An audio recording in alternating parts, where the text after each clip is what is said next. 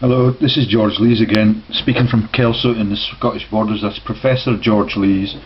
Last week I profiled some of the horrific timelines for the geopolitical violence and world wars that have been conducted entirely for profit by world leaders and the monarchies around the globe. And I want to follow that up with some personal profiles for the particularly vicious culprits in that series of regimes that work together to entirely strip out national sovereignty and capability and to take money into private elite hands. They now own the entire issuance of money across the globe, and that is run by largely the Rothschilds owned financial institutions. We talked at length about the Rothschilds, and they will pop up as we profile alphabetically the people that permanently brutalise our beautiful world. It's a technologically capable world. If we were free of these criminals, we could have a blessedly productive global economy, and everyone could live in prosperity and civilization without the fear-mongering that these people perpetrate to keep their power base and to keep NATO's armies fighting against the innocents in peace-loving countries. So I'm going to start off alphabetically with the letter A, and it's so long since I visited this site that I've almost forgotten some of the characters in it. Edwin Angeles, for example, is a co-founder of the ASG, an undercover agent for the Defence Intelligence Group at the Department of National Defence in the Republic of the Philippines. His Muslim name is Ibrahim Yaqub, and the very mention of the Islam word makes me nervous that he may be a Western plant. But you remember the massive storms in the Philippines? Those acts of God were precipitated, I believe, largely because of the massive presence of messianic religious missions on those islands. The place where Lapu-Lapu actually killed Magellan was only 5 miles away from the epicenter of the storm, and all of the huts and villages were completely intact on the beach where Lapu-Lapu, one of the last indigenous leaders on those islands, was able to kill Magellan with a spear against his heavily armed delegation from Spain in those 3 Spanish Habsburg vessels that were the first to circumnavigate the globe. Okay, so the next name is much more famous, and that is Tony Blair, our envoy to the Middle East. Educated at Fez with the Bush family, with Bill Gammell, the notorious man who's become an obvious fraudster with his CEO at Cairn Energy on the court of the Bank of England. Blair is a Fez schoolboy.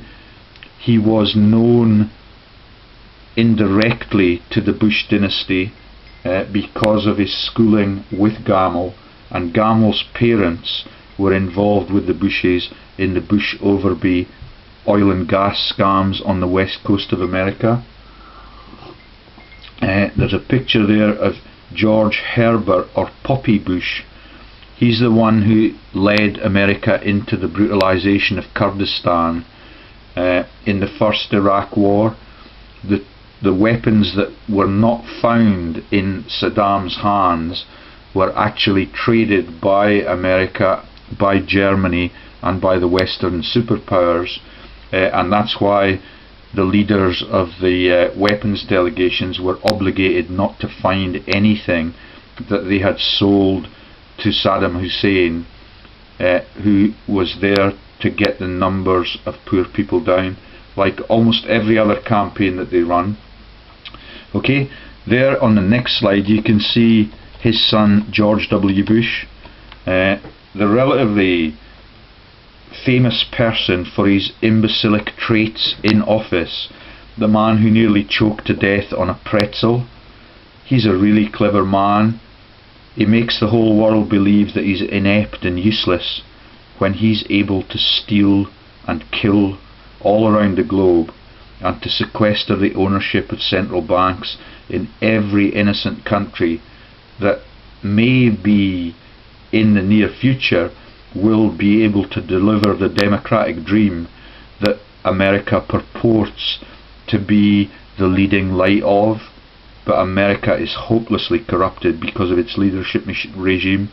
Almost all of them for centuries have been Freemasons, and there you can see George Poppy Bush's ally Hussein being strung up for an assassination, and my Skypey friend Greg Hallett has dissected that supposed event as being just a fake up involving one of the 10 or so body doubles that Saddam Hussein had in his country at that time. The second person is more anonymous than the Bush dynasty.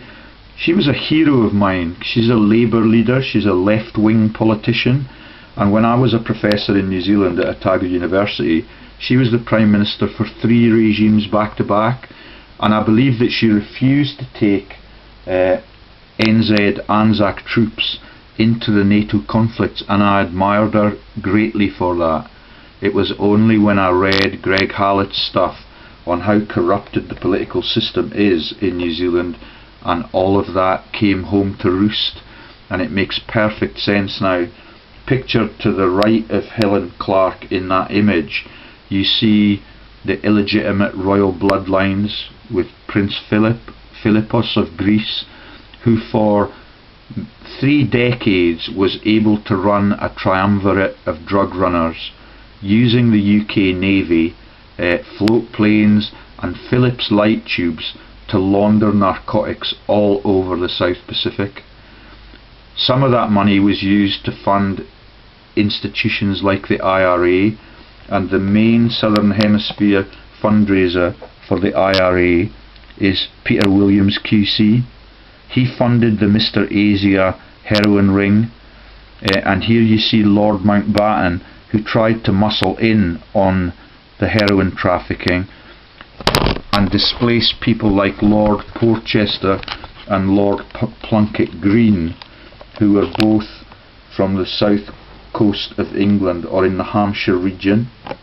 I knew them better for their angling stories and the lovely estates that they run down there, but when Lord Mountbatten tried to muscle in on the triumvirate, then he was taken out by Peter Williams's friends, and the funding for the assassination of him and Erie Neve, I believe, was raised in New Zealand. That's the research of Greg Hallett, who has now been killed by these batards because he revealed the total illegitimacy of Queen Elizabeth II's family, since Queen Victoria had all of those bastard children by the Rothschild sires, known as the King of Kings at that time. And then you get the Carlyle Group at the bottom there. You can see John Major, the British Prime Minister from the Conservative Party. You see George Poppy Bush again, and you see Bill Clinton, who is the Queen's brother-in-law. Both of them were sired by artificial insemination by Winston Churchill, who is their biological father. Greg Hallett has done all of that courageous and insightful research, and you can see the Carlyle Group beginning to make the money so that they can launch the Islam terror threat on the Twin Towers. Now, the Twin Towers concept has been alive and well and keeping the world's people in fear since they began to take ships out of Carthage and the Mediterranean from Genoa. That's where Christopher Columbus sailed from, and the original Twin Towers in the ancient literature are at the mouth of the Mediterranean between Gibraltar and North Africa, and I only learned that earlier this week. Okay, so we'll move down to the next alphabetical slide. The fundraising for a lot of the fear-mongering and the terror events is actually done amongst the Arab community. Greg Hallett has explained that the Arabs are fabulously rich relatively lazy like Prince Charles, but they will give up their money to keep powerful friends all around the globe. All of the strategic thinking are done by the Jews and Mossad across the world, and the Jews were told to stay home when the Twin Towers were brought down as the mechanism. It's the Pearl Harbor, effectively, to take the world into conflict in Iraq and then in Afghanistan, one of the two nations left on the globe, of around 5 or 6 at that time, that were still running independent central banks to issue their own currency and keep their own people happy at the forecourt, and to keep the society reasonably competent because they can afford to fund public sector initiatives. And the man Gaddafi was a hero for his people because he refused to give up the ownership of his central bank, and to fill the petrol tank of your off-road SUV in Libya cost only $5. That's what the West has entirely sold to the moneylenders and the Rothschilds dynasty, who run every conflict. Every side in every conflict is funded by the Rothschilds, and when the reparations are paid, or when the munitions that are supplied to the victors are paid for, the costs are massive. And that is now no longer required because they own those central banks, but they do it now just to cover the financial shame and the financial crimes and grand larceny of these world leaders. Helen Clark, for example, left the Labour movement in New Zealand. When we left in 2009, she was replaced by another multi-millionaire, £50 million at the bank for John Key, a hedge fund manager. Helen Clark took over the UN Development Agency, and Greg Hallett has informed me that since she took it over, she's gone back to New Zealand, and the UN Development Agency is missing $2 million of its funding stream, which is in her wallet or her purse. Next slide takes us to mercenary armies, Simon Mann, and a chap called Richard Chang. Now, I'm not so sure about Richard Chang's case because I've learned that his sister, who became a friend of mine through two characters who are investigative journalists called Peter Eyre and Gordon Bowden, and Richard Chang, if the story is to be believed, was killed in the Abbey National Bank because he was a whistleblower on the Basel III programme. In other words, he's trying to regulate the banks, he's trying to make sure that when they trade in the banks that they have enough capital to do that, and that the transactions are safe and secure for the people that enter into them. Now, Richard was killed and it was deemed to be a suicide, but when his body hit the floor of the Abbey National Building in Euston Road, it was already rigor mortised. There was no blood released from the corpse, and the person who convened the pathology and coroner's report was the same corrupted man, Freddie Patel, who fudged the outcome of the murder at the UN protest when the policeman killed an innocent passerby with a baton. That person and the coroner on this case have both been thrown from their professions for fraud and for fudging inquests like that. Richard Chang is still accused of being a suicide victim, but he was interrogated by Kroll Security with no HR follow-up, and the story was reasonably credible, but Jacqueline would not allow us to make a video with her participating in it. It may be because she's physically intimidated, but when I found out that there was a Dr. Jacqueline Chan running 6 entrepreneurial healthcare companies, and that the Jacqueline Chan that I admired so much was now charging people to proclaim that they had signed petitions on human rights activities, I began to get a little bit nervous about whether the government manipulates a tier of false news people, or people that cover relatively trivial things, or false flag issues. I believe that Richard Chang was killed, and I believe that it's a tragedy, and Stephen Hester, when we re-reported that, fled the country. So there's something in it. The man at the top there that you see is Simon Mann. He runs private militias in sub-Saharan Africa, and all of that, the plot to take away sovereignty in sub-Saharan Africa, is explained in an excellent research portfolio by Lyndon B. LaRouche. A lot of it is explained by national parks, the World Wildlife Fund, and things like Greenpeace.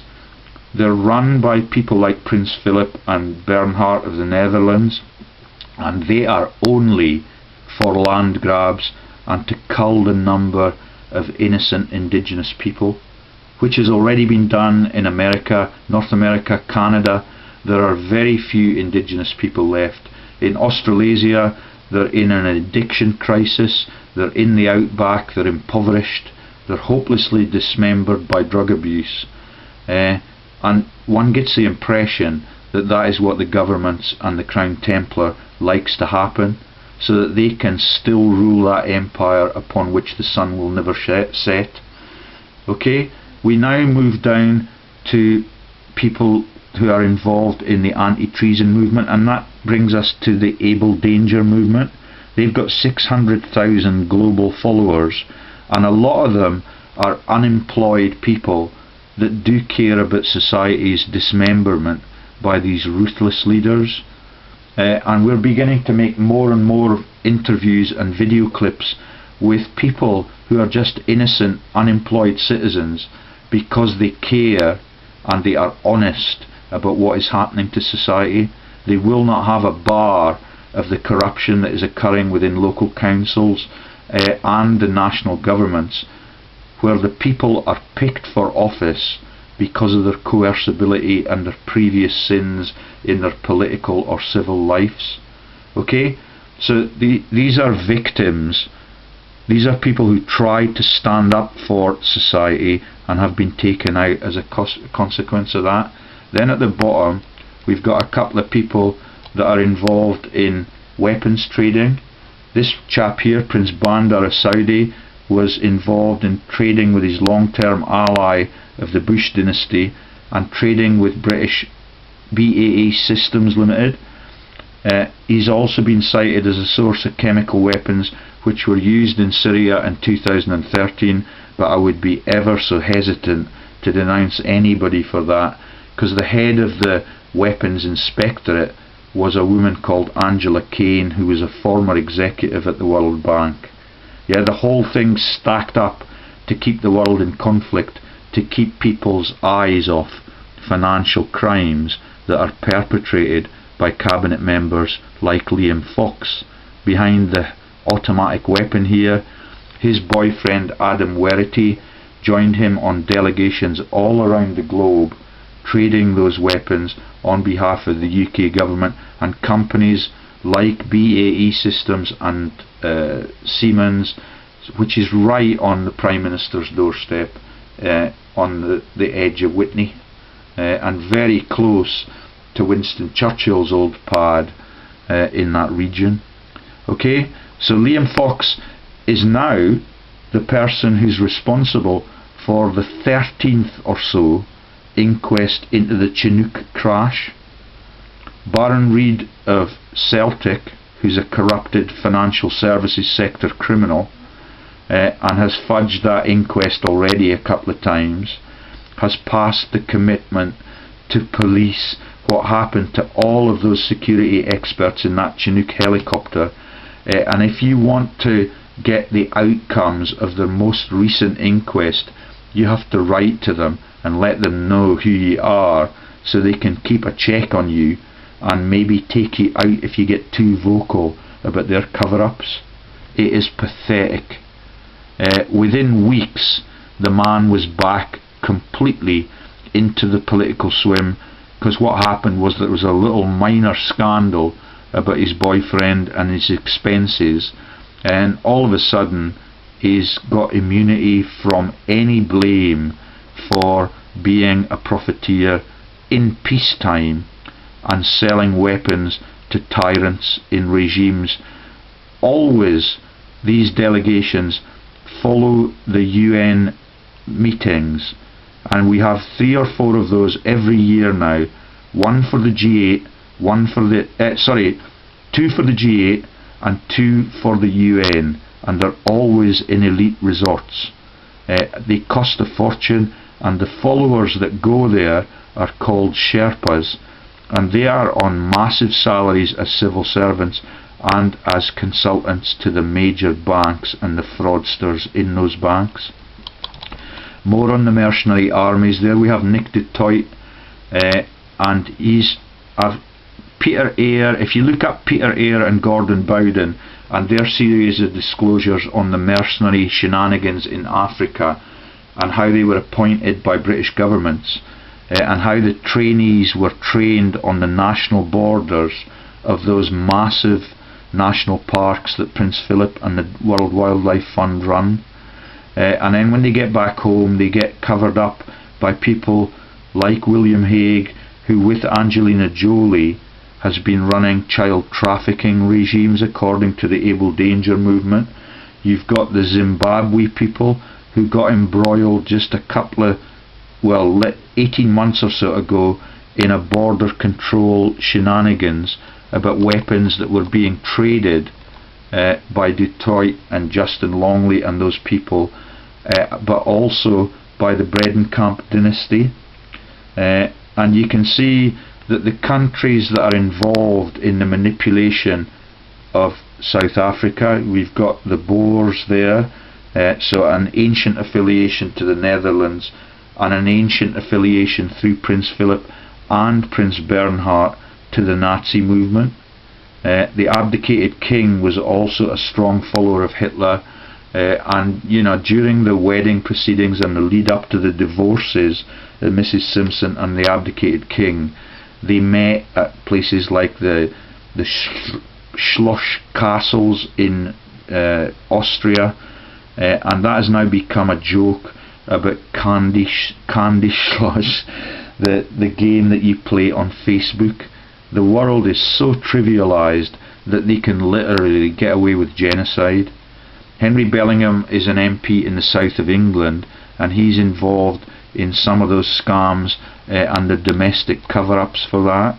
If you want to see the details of this, then you can go to my website, Prof. George Lee's Revelations / New World Order Timeline, Black Forces at Work.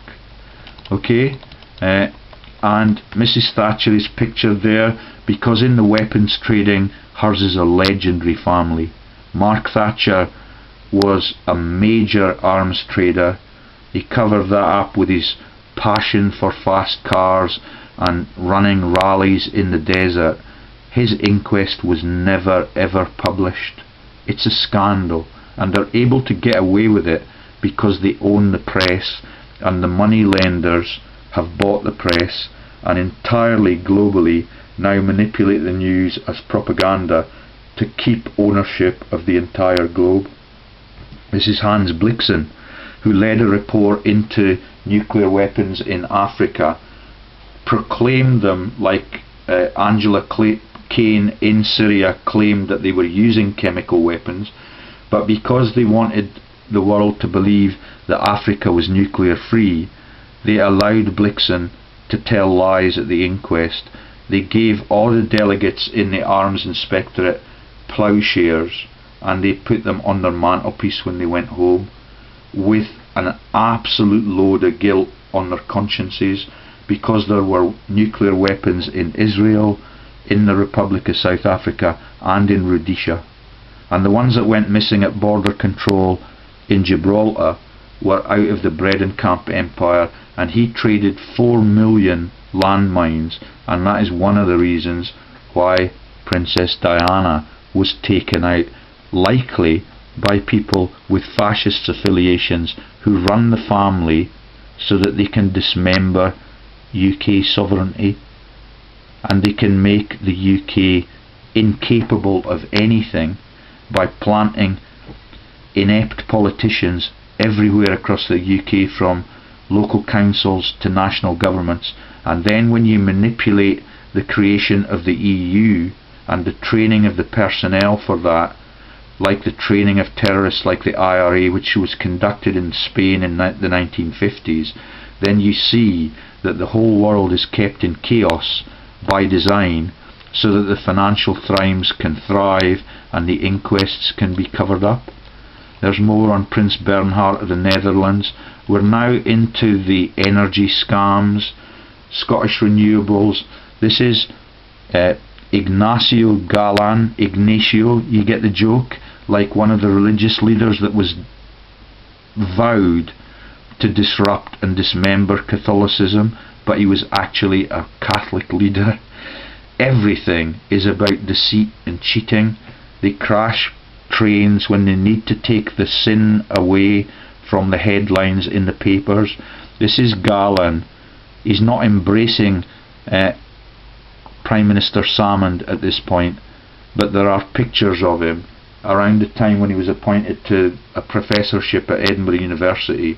He gets Galan, the boss at Iberdrola and Scottish Power, which is a subsidiary of Iberdrola, and they've got hundreds of Ponzi shells in the big six energy companies, and people like John Major, who initiated the nationalisation, the privatisation programmes from what were perfectly capable and productive local units that had been created as nationalised initiatives to give cheap energy to all of the people when I was aged 5 to 6. All of that is now being sold by these batards. Galan earns €9 million a year to steal from British citizens, and the gas and electricity bills for the last 5 years have gone up 20% every year, as the government and Mr. Salmond's quizzling people in Scotland tell you that the rate of inflation is between 1 and 3%. You've got Nico Schaefer. I need to look down, I've forgotten what he actually... Oh, he's a fraudulent mining leader in a country called Liberia. Now, I've talked about Liberia in recent videos on the childbirth mortality for mums. In caesarean operations, 1 in 12 mums die in Liberia and they have no anaesthetics. A lot of the funding is sucked out of those companies by corrupted juntas and corrupted people that sit in government. They're heavily armed. These militia armies look after them, and you can see up above there Simon Mann, Tim Spicer and Nikki Schaefer, who run Metrix, and the Spicer companies, I forget what they were called, links to Aegis Defence Systems Limited, analysing and mitigating risks. In other words, they cull the poor people in the villages and they take out the mineral, diamond, gold assets, or they fraudulently create companies that have no products at all and they trade them in massive stock market scams. Then you've got General Sir Mike Jackson, shallow graves in the Balkans. This man was involved in Bloody Sunday in Ireland. He's involved in a cover-up using Michael Jackson, the pop singer, and the people that run the army. Here he is with Prince Charles and Prince Philip, as we mentioned above, so he can run the narcotics trading empire, is for decades head of the UK Navy. Okay, let's keep going down. There's Nico Schaefer in the mining frauds in Liberia, and then you've got the killing. When nuclear free New Zealand was a scam because the production plant for heavy water was in the Taupo region. Greg Hallett has also produced this research. Norman Kirk was also a socialist leader, a prime minister. He was the prime minister in New Zealand at that time, and I was quite stunned. I'd never heard this story before until Greg Hallett told it on videos with Jim Fetzer, and I read it in some of his PDFs. But this man made a fuss about the nuclear testing that was being conducted on the west coast of Australia and off New Zealand by the French and other aligned nations, and very suddenly he was dead. yeah, and then those same nations in the West and in America create a program called Star Trek with a Captain Kirk as an obfuscation tool in it, and the number of stories that we have to tell where they insert a celebrity with the same name as someone who is a correspondent or a politician involved in peaceful initiatives or objective reporting. They get taken out because they're peaceful and objective and truthful, and the news gets covered up perpetually. Okay, it's a long time since I wrote this page. Peter Monk was the founder of Barrick. That's Barrick Gold. He's a business front for the CIA, which is also a money laundering organisation like MI6 has become. He's a Canadian radio manufacturing magnate, stock market fraudster, and he uses taxpayer bailouts to fund robbed and cheated investors. He's also part of the 9/11 masterminding and fundraising with people like Khashoggi and George W. Bush. He's got higher degrees from Toronto University, and Toronto, as you may now know from other pages on my website, is one of the most corrupted stock markets on the globe.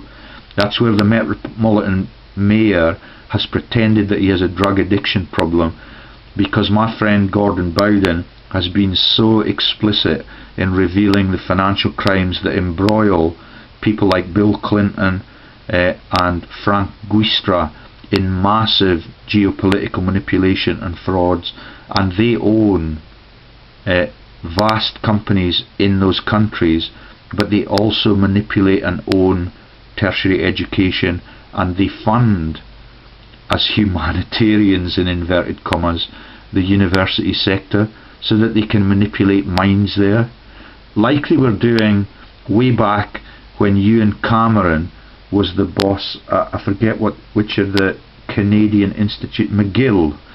Ewan Cameron was the man behind the launch of electroconvulsive interrogation.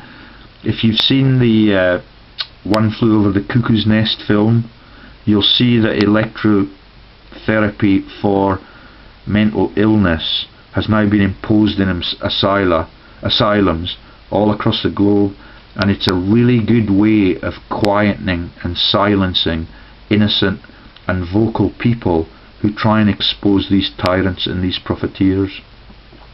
And we've got Rupert Murdoch on this. He was given his American citizenship as a foreign player by I think it was Gough Whitlam in Australia, and it was President Carter in America.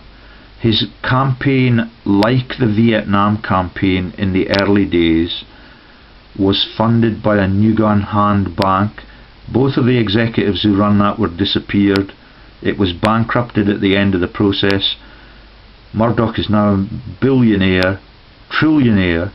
He owns huge chunks of the world's press, and his daughter is on the Chipping Norton set with this pair. That's Rebecca Brooks and David Cameron. Chipping Norton is where his daughter Elizabeth Murdoch, now Elizabeth Freud, because she's married to the person that uses ECT in the clinic on the freedom fighters so that the crimes of the Chipping Norton set cannot get out. Okay, there's Murdoch with Thatcher.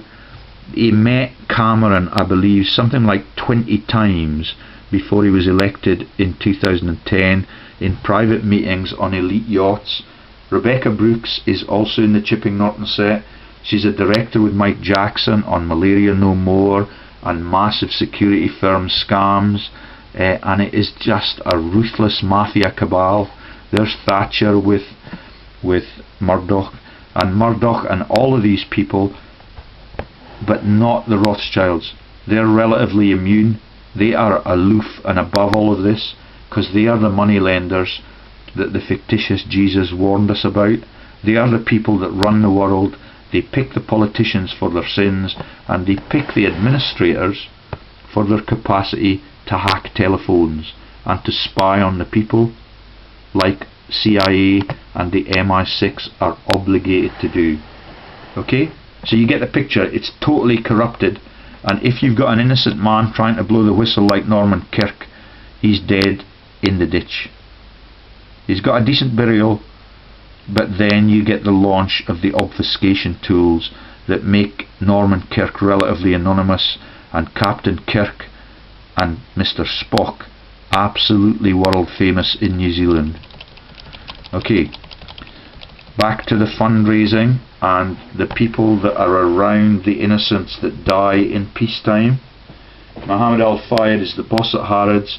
He was involved with Khashoggi, the picture below there, in the fundraising for the bringing down of the Twin Towers, and he has a massive hotel empire.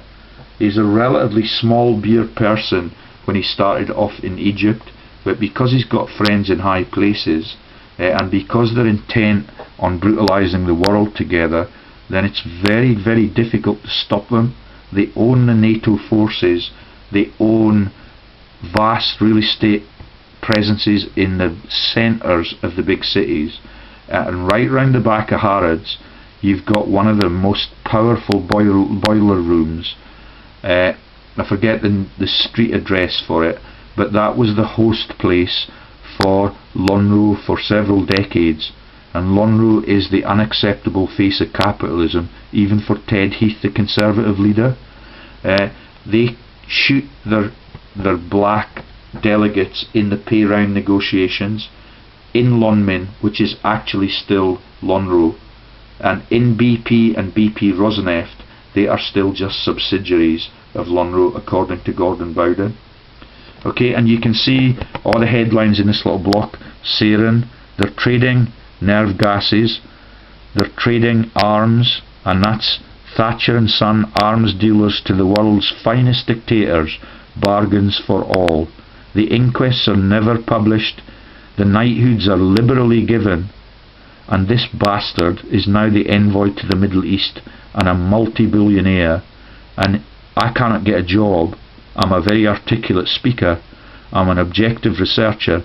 He gets paid, I'm led to believe, it's something like £10,000 per hour for a lecture in a public place or in a posh hotel with a chandelier above his head.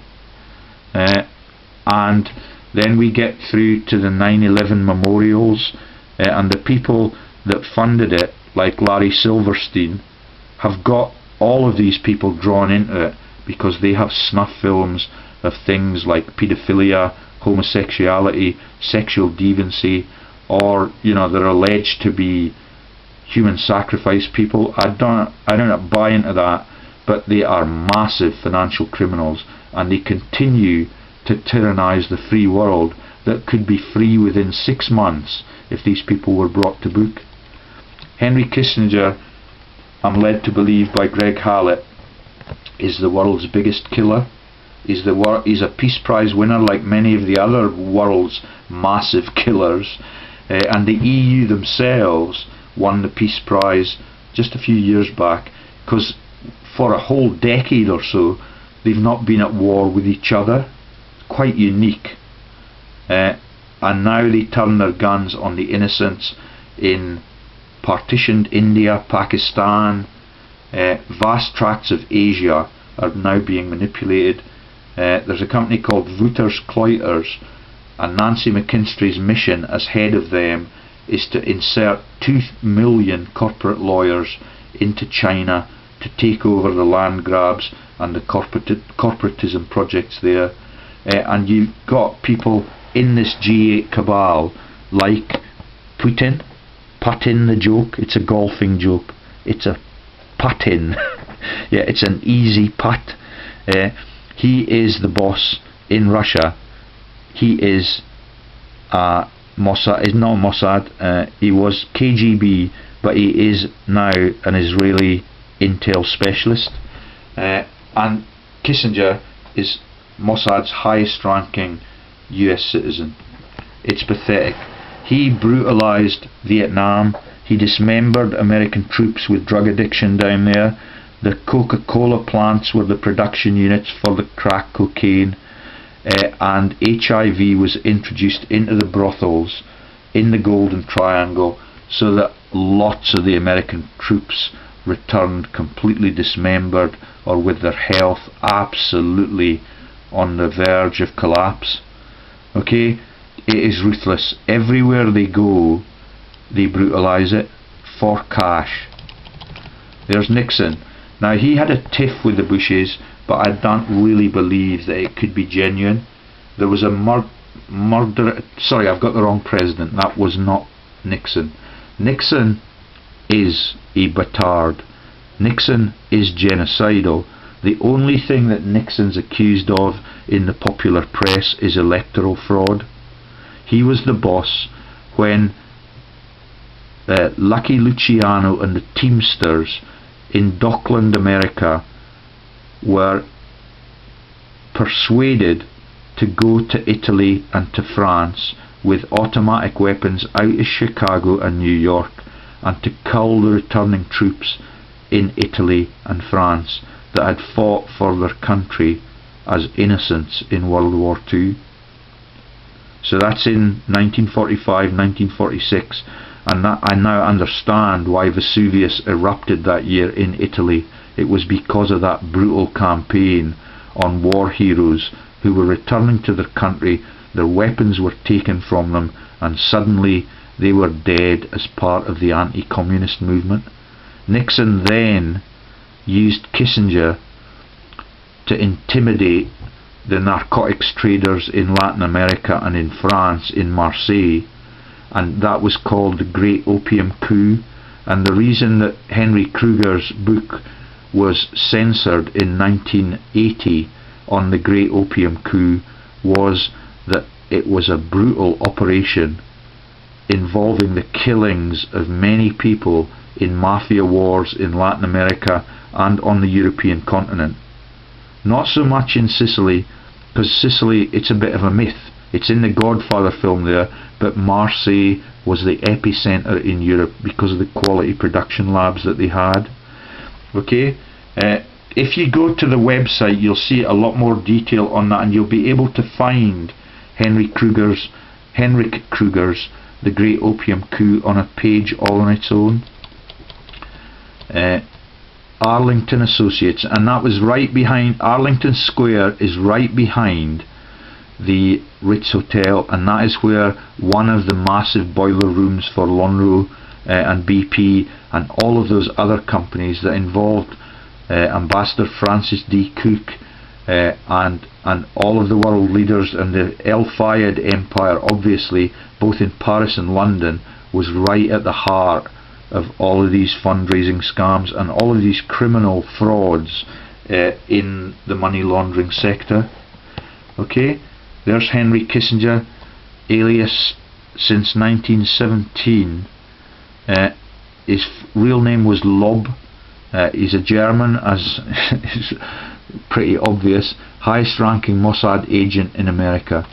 Since 1980, history's biggest killer, equated with Mao, Stalin, Hitler, Churchill and Roosevelt, provided the Israeli backing for the American president to bring down the Twin Towers. Gentiles killed by Jews who were warned not to go to work that day, and that is just to launch that campaign into Iraq for the narcotics and the opium wealth there, and also to sweep them into Afghanistan for the same reason, and to take control of the issuance of money, and to create there a new stock market so that they can steal with fiat currency and they can steal with fraudulent stock and share deals. It's absolutely ruthless. And the Free Press covers the Nobel Prize winning, it covers the knighthoods for Mark Thatcher. None of it interrogates what they actually do to the world to keep it fragile, to keep it on the verge of collapse or even human extinction. Michael Meering. Now, I forget, it's much more difficult to find evidence on individuals, but he was deployed by the CIA and that was in Al-Qaeda offshoot of America's National Security Council, domiciled at the Evergreen Hotel in Davao, with munitions hoard to justify the US intervention in the Philippines again. He later blew off both his legs with some of those munitions, which may well have been an act of God. Others, like Benjamin Fulford, laud his patriotic work as a spy for the Bush, Abu Sayyaf Group, the ASG, and the Khashoggi terror network that brutalised its own homeland in 9/11. They did the funding, the Jews did most of the thinking. There we have a homespun UK hero. This is Hosni Mubarak, the president and tank commander in Egypt for longer than anybody can remember. America gives Egypt £1 billion a year to keep those tanks rolling along the streets of Egypt and through Tahrir Square and run over protesters on Tahrir Bridge time and time again. Yeah, that when he is tried for failing to prevent genocide in his country, he's convicted, he's found guilty, he's put in jail for a year in an elite safe house, and he's flown back to the courtroom to be acquitted 1 year later in an elite helicopter. The man who replaced him as the democratic leader of that country, Morsi, has been disappeared, and Catherine Ashton, the UN diplomat who was sent to find him, has got no explanation for that. Mubarak is a junta leader, a brutal killer, and he is still the boss in Egypt, thanks to the American foreign policy. Richard Dearlove is a former head of MI6. His dad was a cripple, and his dad helped to launch the Paralympic movement. Now, I'm very close to the Paralympic movement because when I went to my job interview as a professor in New Zealand in 2003, the Paralympics were down there in Australasia, and I was on the return flight with all of the wheelchair delegation. Now, it's sad that people get dismembered in warfare, but it's only because of these batards that occurs. 40% of Scotland's returning homeless are returning troops. They sleep on the streets, they are mentally and physically dismembered, they're missing several limbs, there is no support for them after they have been brutalised by their country. Dearlove, on the other hand, in the black coat there, is a multimillionaire because he runs private security companies with former presidents of Israel. His private security company is called Ergo. It is scary when you just look at their portfolio of business commitments. They are ruthless killers. They are private ruthless killers. This is a man who gets his information on who gets killed as a spy for our nation. The head of MI6, that is then turned into an entrepreneurial corporate opportunity for Ergo. It's shameful. It's just as shameful as G4S and Lord Condon and Malcolm Rifkind and all of the directors that we've told you all about at G4S. They then become directors at Aberdeen Asset Management. We're talking about Rifkind there, and it is just shameful that these leaders of society and leaders of the spying movement that keeps the world in fear by telling other people that the terrorists are elsewhere or that they're Islamic. They're not.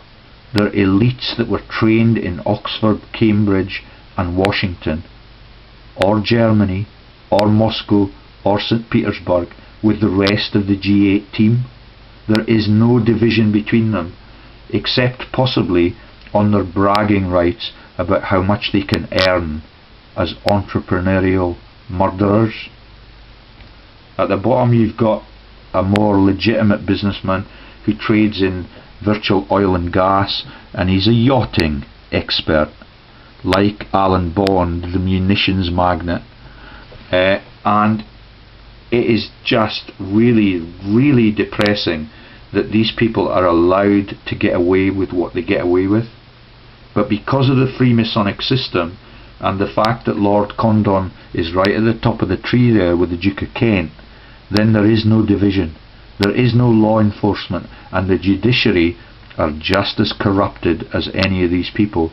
They don't actually put guns to people's heads, but the people, by the end of their lawsuit and the end of their forced proceedings, because these people are accusing them of something when they're relatively innocent, their life is dismembered by that, and the whole process, the whole of the Temple Bar in London and the P2 banks that are manipulated by the Freemasons, all of it is a massive profiteering exercise.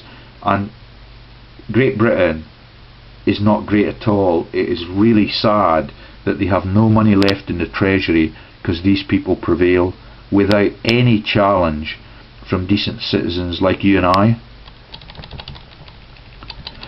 Okay, so now let's go right to the top of the tree. There we have Christopher Chambers. I talked about him briefly in videos the other day.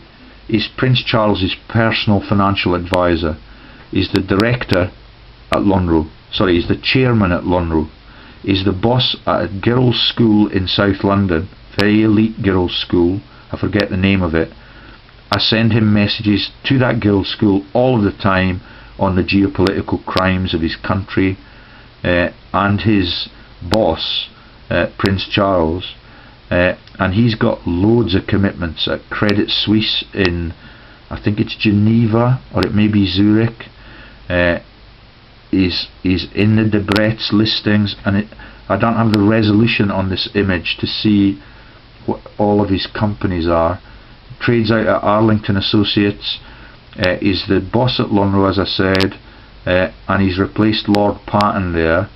Others are in Switzerland, Germany. He's got companies in the Israeli side, and it is just amazing how powerful these people are.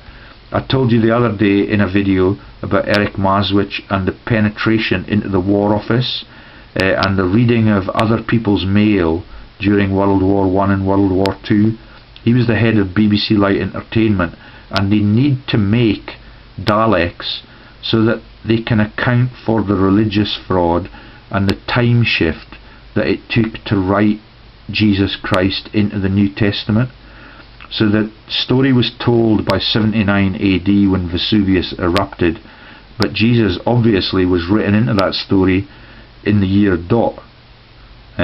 zero, the year of his birth, and that's why they've had to launch the TARDIS joke and the Daleks terror threat that somebody's going to come from outer space and attack us. And when you look at the Daleks uniform with those little blobs on it, it's just like the surface of the Bank for International Settlements in Basel, where all of the money laundering and the Nazi laundering went on in World War II.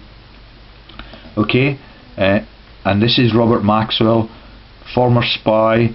He lived in the same street as the Koch character that was involved with Bradenkamp on the weapons trading side, and he was disappeared off the back of his own boat.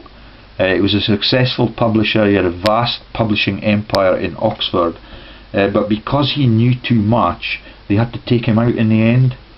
Then you've got all the MI6 people in the Oxbridge set that sort of changed countries and took residence in Oxford, and then you've got people like Greg Palast, who's potentially a very innocent investigative journalist, with Alex Jones. I have a great deal of respect for Fetzer, and also for the Able Danger movement, because they get right to the gist of it, and they accuse national leaders of treason and crimes against the people, which is an absolute necessity now.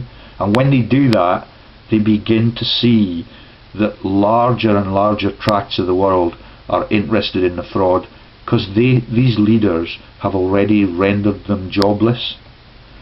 Let's go down again to the tax havens now. There's Doctor Who, a man called Tennant, who played the role of Doctor Who for 7 or 8 years in the UK. My kids loved it. Tenants are tax exiles.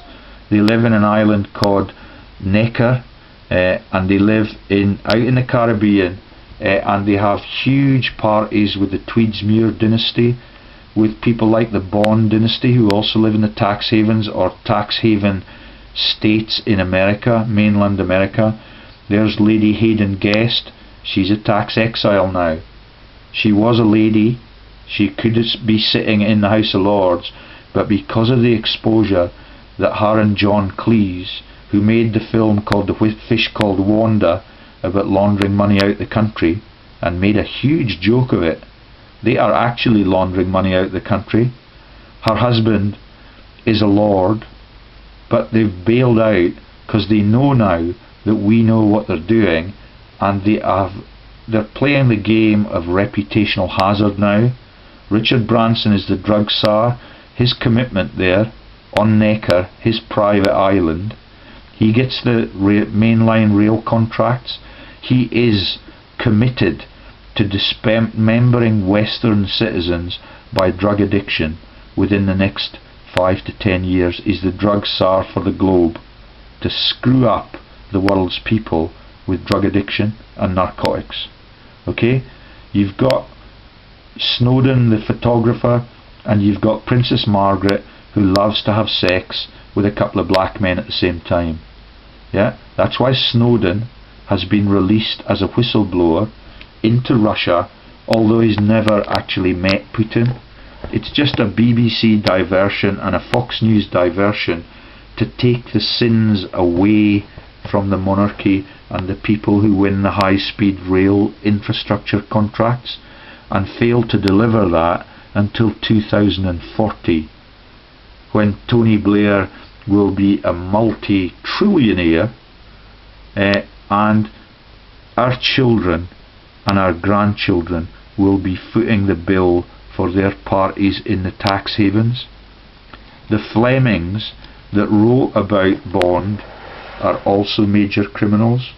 We've revealed that they run the Future of Syria funding stream with my MP in this region, Sir David Steele, who launched the Scottish Parliament. The laundering and the tax evasion is massive. One of the most influential books I read in my first few years as a campaigner in this region was by Nicholas Shaxson. It's called Treasure Islands, Tax Havens and the Men Who Stole the World, and it could not be, well, it is a lot more evil than it is portrayed in that book, because the reset that they had and the banking crash that they had in 2008 as a coordinated exercise now happens on a daily and weekly basis out of boiler rooms that Gordon Bowden, John Patterson and I have described in explicit interviews, with images of all the director numbers for all of the culprits. And those crimes include war crimes, arms to Iraq scandal cover-ups, and fraudulent interactions with overlapping directors who are actually the chair of the Arms to Iraq inquest, John Anthony Chilcot, and Malcolm Rifkind, who was the Foreign Secretary in 2002 in the lead up to Blair's unilateral declaration that we were gonna brutalise Iraq against democracy's will.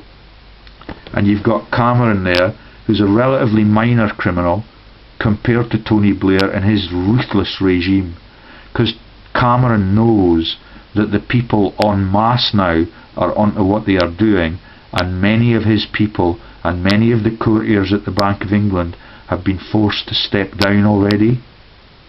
His international colleagues like Prime Minister Singh have done the decent thing and resigned, but he's hanging on in there because they've got a very powerful cabal out of Chipping Norton and Rupert Murdoch's friends that can keep him in power at least until the end of the current regime. Okay, we're getting through a lot of battery time on my camera, and there's some more stuff from Palast and the oil wars. there was another sensational book by Naomi Klein about the Red Zone and the corrupted companies that were appointed by Dick Cheney to actually try and rebuild the brutalised Iraq. 2 million innocents were killed in Iraq, and Halliburton and Blackwater and companies like that, run by Cheney and the government officials in America. The Pentagon was privatised the day after the aircraft crashes on 9/11. That's how cynical it is. And every one of the contracts to rebuild the Red Zone in Iraq was reneged on, and all of the survivors in the brutalised indigenous peoples have to get their own little companies together, and they start the bricklaying process for what these bastards knocked over with depleted uranium and massive weaponry. Next one. We're up to P, so we might get through in the battery lifetime for my camera. Putin is a KGB agent and a Zionist for decades. Now, Greg Hallett told this story, and I regret that in the story Greg Hallett revealed that John Travolta and it still sounds incredible even when I say it now, on the west coast of New Zealand there is a beautiful place called Fiordland, and they were engaged there in a nuclear scandal with nuclear submarines and nuclear devices, and Putin and Travolta and Helen Clark and our operatives, because Helen Clark is also a Zionist agent, even although she proclaims to be a Labour Party socialist. She is a sexual deviant, she's a thief, and this man Putin, I believe, is probably the most capable of the world leaders, physically and mentally. When he is interviewed by his press in America, you can see the respect rushing out of the pressmen that interview him.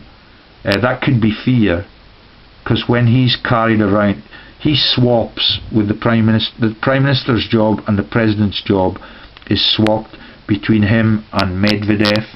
I forget what the rotation period is in Russia for the elections, but they just swap the role of PM and President for 15 or so years already. But Putin is a fit man. He can shoot from the hip, he can bring deer down from a long range. He prides himself on his physical health. Not unlike any of the other world leaders, he's the only one that would be a threat in single combat. But the tragedy is that he has been trained to dismember his country, and he was trained to dismember New Zealand, and that was why he was gifted Russia as a consequence. It is really, really sad. Then you've got Voorhoff. He was a Hitler Youth member. His alias is Tiny Roland. He was the boss at Lonro. He lived up in Newcastle for a long time, and he did all of the corporate privatisation in Newcastle. There's a place called Roland's Gill, and there's a joke around in the New World Order about fascism taking over all of the corporations, and the shark's gill is very important in that. There are 5 breathing tubes on each side of the shark, and it's a little joke for them. And in Oxford they had sharks coming through the roof of some of the houses in the Oxford region. Now, Lord Patton is also an executive at Lonro, at Lonmin, and he is for a long time the boss at Oxford University, but also at Hong Kong, the governor in Hong Kong. The HSBC is a massive presence now. That's the Honkers and Shonkers, Hong Kong and Shanghai Bank. Yeah, they are massive fraudsters, and all of these extremely powerful fascists, because that's what Europe was. That's why he was in the internment camp in the Isle of Man. He was a Nazi suspect, but they let him out in 1942, and they let him get down into the Republic of South Africa, where they started to corrupt the diamonds industry, the gold and all of the mineral mining down there.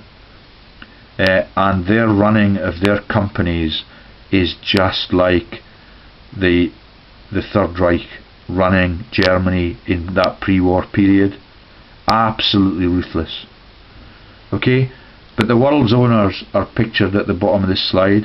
You've got the 5 arrows that were sent to set up the central banks in the major European capitals, and eventually they had to get into Washington after the American Revolution and the wars of independence and the slavery war. And what they were sent to do from Frankfurt was to take ownership of all of the big central banks on the globe.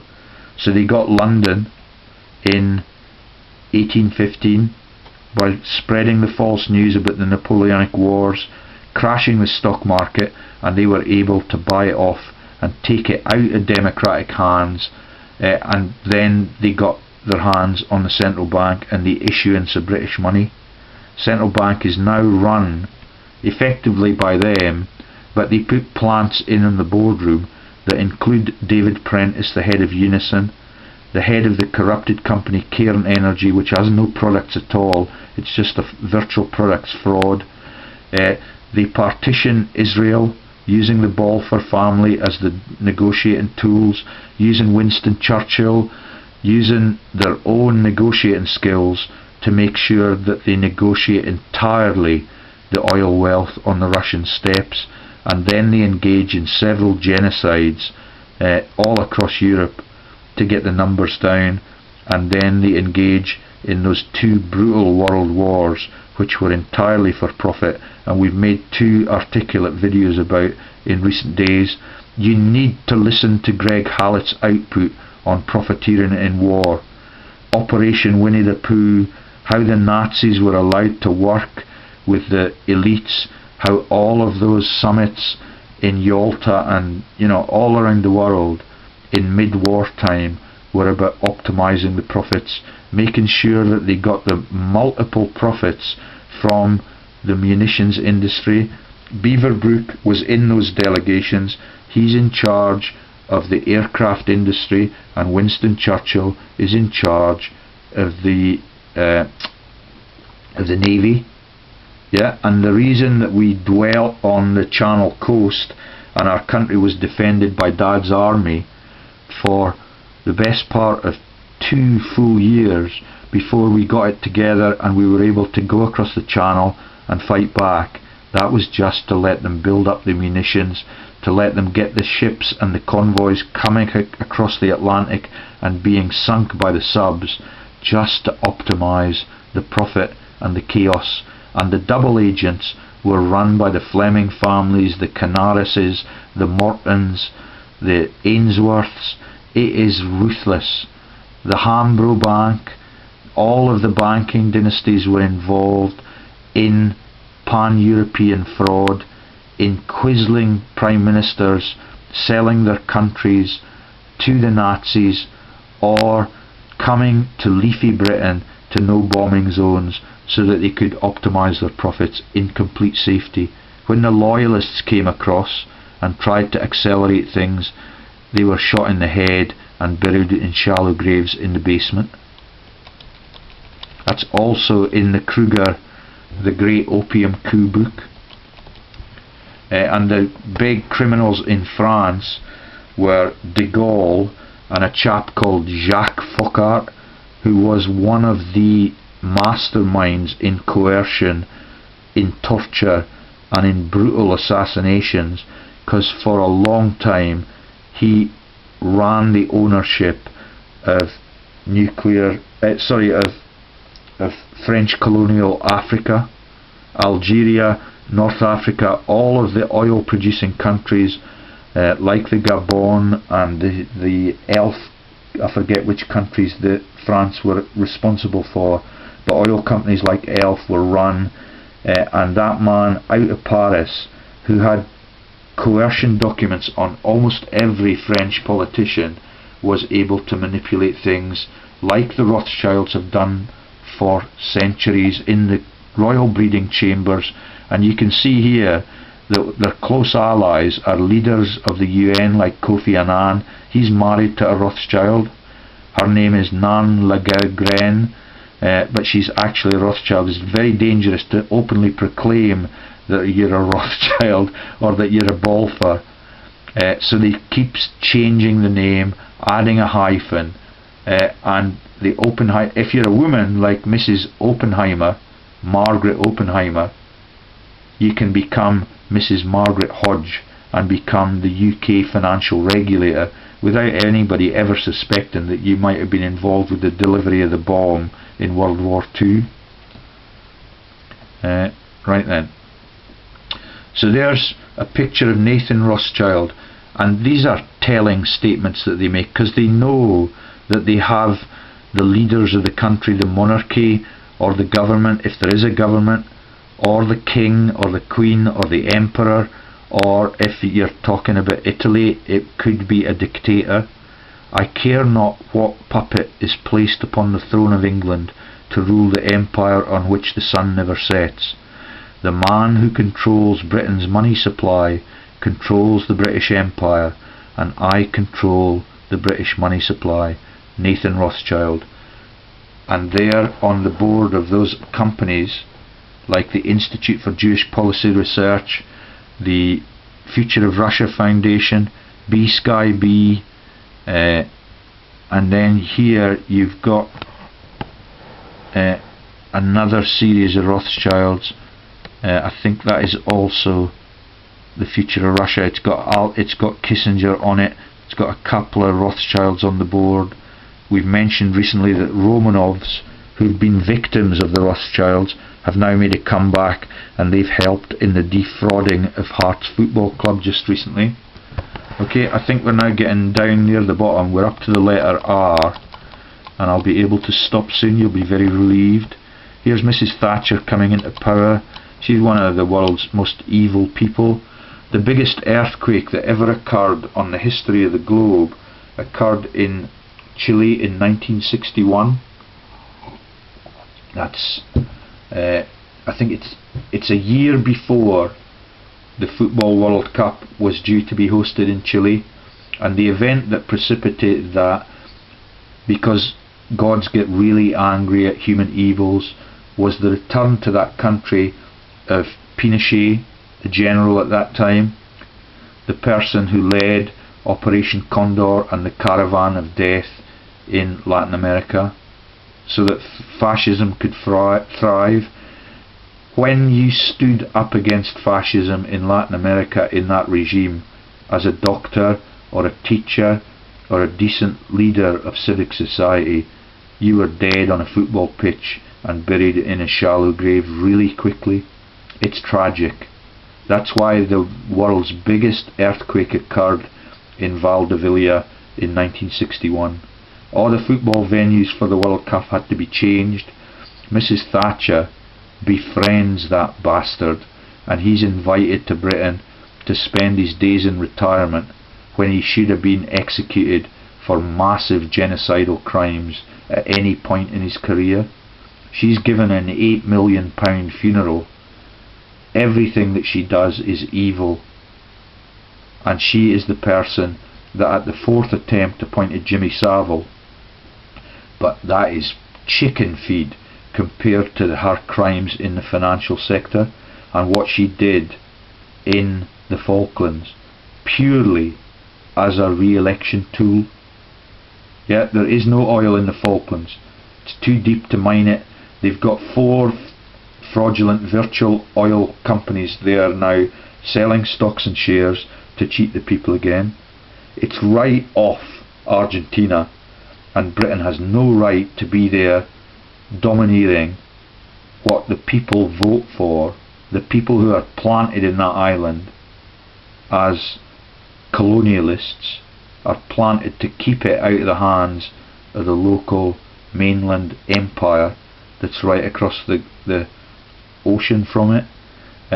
And what she did was right on the back of trading nuclear weapons in South Africa, when David Cameron was in her trade delegation with David Kelly when Cameron was only 24 years old.